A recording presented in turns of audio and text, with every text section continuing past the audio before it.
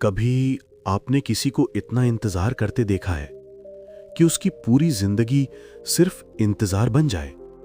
हर सुबह एक ही जगह, एक ही उम्मीद के साथ बैठना और हर शाम खाली हाथ लौट आना।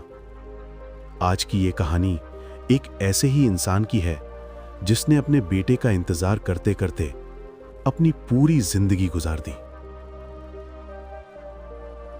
एक छोटे से गांव में, जहां आज भी लोग सादगी से जीते हैं, वहां एक पुरानी सी झोपड़ी थी जिसकी दीवारें अब टूटने लगी थीं। और उसी झोपड़ी में रहता था रामदास, करीब 70 साल का, झुका हुआ शरीर, कमजोर हाथ, लेकिन आंखों में अब भी एक उम्मीद बाकी थी।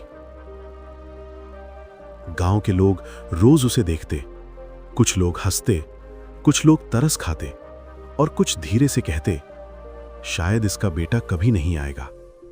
लेकिन रामदास कभी किसी की बात का जवाब नहीं देता, क्योंकि उसके दिल में अब भी एक भरोसा था।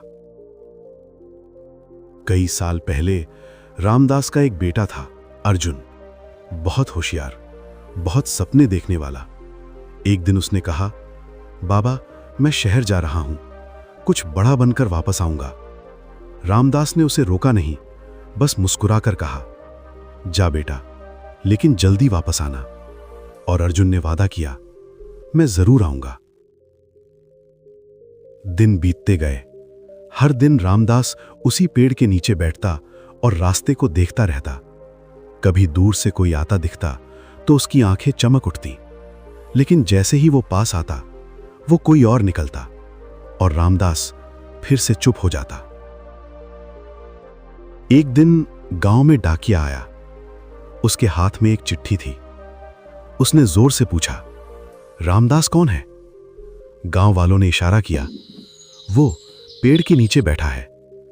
डाकिया धीरे धीरे उसके पास गया और चिट्ठी उसके हाथ में दे दी।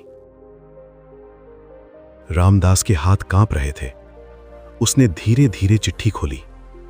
उसकी आंखें हर शब्द को पढ़ते पढ़ते भरने लगी। चिट्ठी में लिखा था, बाबा, मुझे माफ कर देना।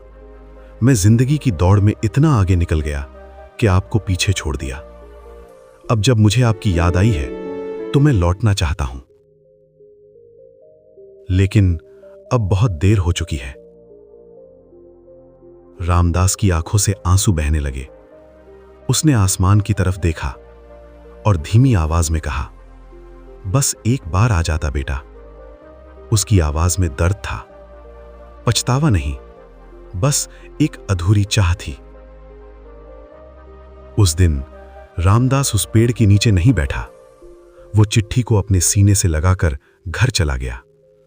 अगली सुबह जब गांव वाले उसके घर पहुंचे तो वो हमेशा के लिए सो चुका था। उसके चेहरे पर एक अजीब सी शांति थी और उसके हाथ में वही चिट्ठी थी। जिंदगी में हम अक्सर उन लोगों को भूल जाते हैं जो हमें सबसे ज्यादा चाहते हैं, लेकिन जब याद आती है तो अक्सर बहुत देर हो चुकी होती है। अगर ये कहानी आपके दिल को छू गई हो तो इस वीडियो को लाइक करें और कमेंट में जरूर